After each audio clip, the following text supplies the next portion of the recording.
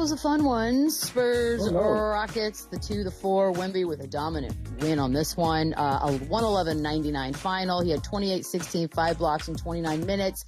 Fox with 18. Amen Thompson had 25. Kevin Durant finished with 24 and 6. But the story here is that Houston led this bad boy about 70% of the game. The Spurs shot 23% from three. And then somehow Spurs win, and Wemby comes out and dominates that second half, very aggressive at the rim, which I know, Boogie, makes you happy. I mean, it makes all of us happy. Is this not what we want to see a lot of? This is exactly what we want to see. I mean, this guy is such a mismatch. Well, he's a mismatch anywhere on the floor, just in the fact that he can turn around and shoot over anybody.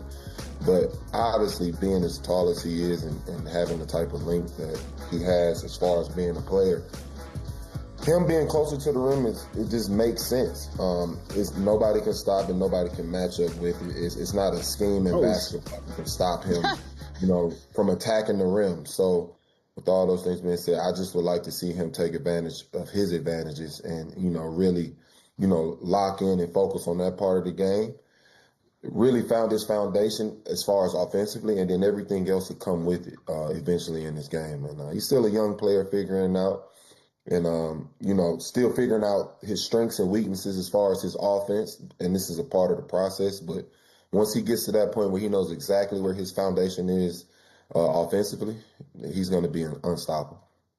You hit it on the head, Boogie. Seeing him in the paint so much from this game and putting pressure on, like I say it all the time, listen, we got to value putting pressure on the rim again. In a league that teams are shooting 60 and 70 three-pointers in a game, it's so much value in using your size and your strength 5 to 10 feet away from the basket to put pressure on teams. And it worked last night. As you can see, Houston went ice cold in this game. They went ice cold, couldn't find the basket.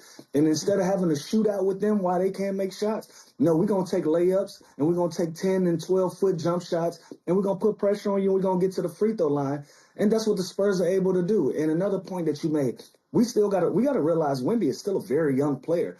He's still trying to figure out what his strengths and his weaknesses are and how he can be successful every trip down the floor on the offensive end to put as much pressure as you can on a team that's trying to beat you. And last night was a great game for him. So if I'm him, I'm watching this film, I'm trying to bottle that up from post-ups to back cuts to flashing in the lane, from just being a presence, being my whole 7'4", 7 whatever foot presence that I am, making sure that teams feel my presence and feel my dominance and don't bail them out on the offensive end. At the three-point line, we used to always have this saying, I don't care how tall you are, at the three-point line, we're the same size because I can defend that and you're not putting any pressure on me to guard you. Now, the minute you put that ball on the floor and you turn your back to me, that's when the foot of difference that would make as a player, that's where that becomes a strength. Now, if you use it as a weakness, you don't get much out of it. So this is a great game for Wemby to bottle up and try to do as much as he can when opportunity presents itself every single game. I got to ask you guys this, because he had as many points as the whole Rockets team did in the fourth quarter. And then, talking about the defensive side of things, I understand that there's a games played threshold. But for the sake of this argument, could he win MVP and Defensive Player of the Year in the same year before he's 25? He's 22 now. Yes. He's going to be in the running every year. No for brainer. both of these. Yeah, and I think that's why he has so much support early on as far as a chance at being one of the greatest to ever play this game. Everybody knows he has the potential to do that at bare minimum.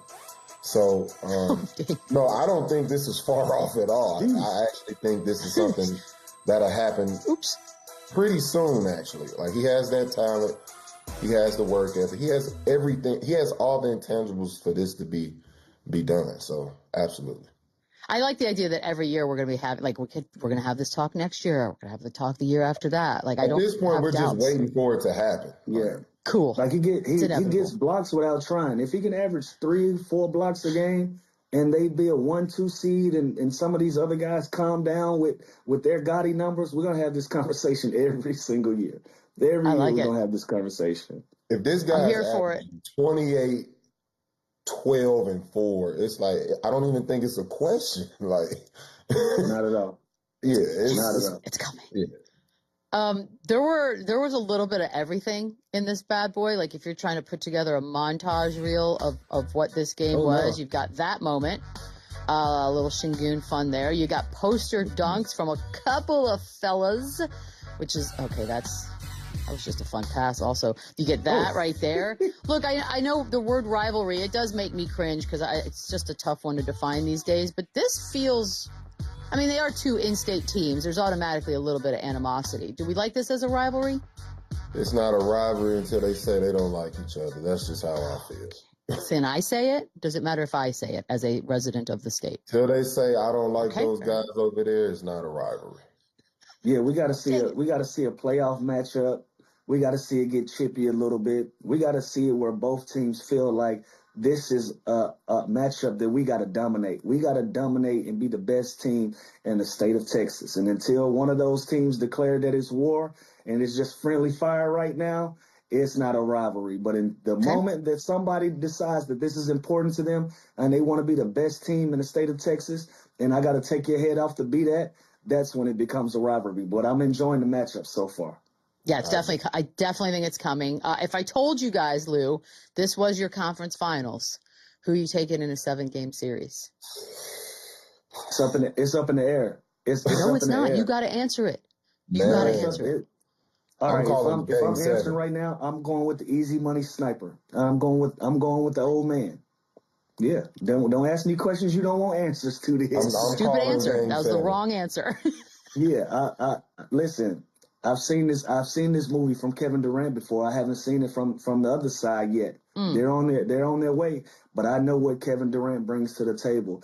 It's still some show improve on the San Antonio Spurs side when it comes to me. I feel like they're a deeper basketball team, but you still got to get some consistency. I want to see Vassell be more consistent. I want to see Dylan Harper be more consistent, but they got more pieces. Rockets struggle too. They're not. Yeah. Rockets got their struggle. So for me, it comes down to individuals, and right now I'm gonna give that to Kevin Durant. He deserves their respect, and so in a 7-game series, I'm looking at the Houston Rockets. Boogie, I'm calling Game 7. I mean, you still ain't pick a side. Pick a side. Yeah, that's not a what. Game 7, best man wins. I like 7 games.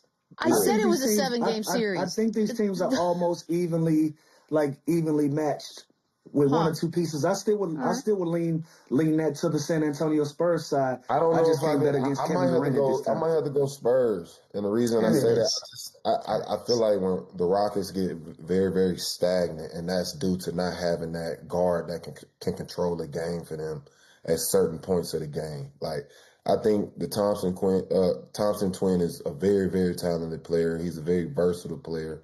Can do a lot of things on the floor, but it's just one thing about having that veteran savvy guard that knows exactly how to control the game, knows exactly when to get the superstar the ball, knows when to slow the game down, get in the set, or speed the game up and play freely.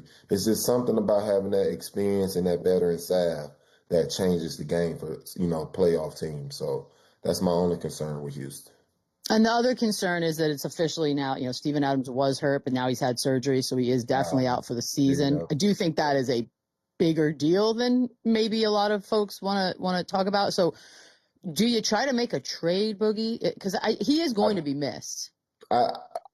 Obviously he will be missed, but I do still think they're safe as far as, having resourceful bigs. They do still have a Clint Capella, coming off the bench, if I'm not mistaken. Plenty of playoff experience, plays that role well, a big-time rebounder, shot blocker, a lob threat, and knows how to play the role. So I don't think they, panic because of Steven Adams. Obviously, he's a valuable piece of this team, but I do think they have somebody that can fill that void. But I still think the biggest thing for them is like finding that guard that can control the game for them. And, a name that sticks out to me at the moment is a Drew Holiday type of guard. A bigger guard, can control the game for him, playing different spots on the floor. The defense doesn't lack off if he's on the floor. So I think that's like the type of player they're missing right now. Okay, let's move on. Little East Coast situation.